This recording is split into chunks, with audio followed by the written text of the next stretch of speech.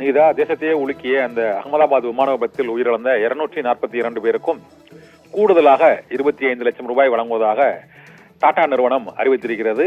ஏற்கனவே 1 கோடி ரூபாய் அனைவருக்கும் அந்த இழப்பீட்டு தொகையாக வழங்கப்படும் என்றும் அறிவித்திருந்தது. இந்த நிலையில் தற்போது அவர்களுடைய இடைக்கால நிவாரண நிதியாக கூடுதலாக 25 லட்சம் ரூபாய் வழங்கப்படும் என்று இன்று டாடா நிறுவனம் அறிவித்திருக்கிறது.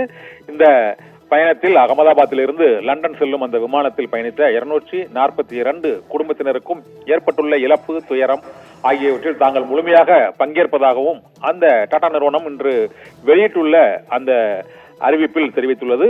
மேலும் அந்த பயணிகள் அனைவரின் குடும்பத்தினரும் தற்போது ஏற்பட்டுள்ள பல்வேறு சிக்கல், நெருக்கடிகள் உள்ளிட்ட பல்வேறு அம்சங்களுக்கும் தாங்கள் துணை நின்று உதவுவோம் என்றும் அதற்கு ஒரு முகமாக அவர்களுக்கு கூடுதலாக முதல் கட்டமாக 25 லட்சம் ரூபாய் அவர்களுக்கு வழங்கப்படும் என்றும் டாடா ஏர்லைன்ஸ் இப்போது அறிவித்திருக்கிறது. இதனால் அகமதாபாத் விமான விபத்தில் உயிரிழந்தோருக்கு 1,25,00,000 லட்சம் ரூபாய் உயிரிழந்த பயணிகளுக்கும் வழங்கப்படும் என்று டாடாவின் புதிய அறிவிப்பின் மூலமாக தெரிவிக்கப்பட்டுள்ளது. நிகிதா.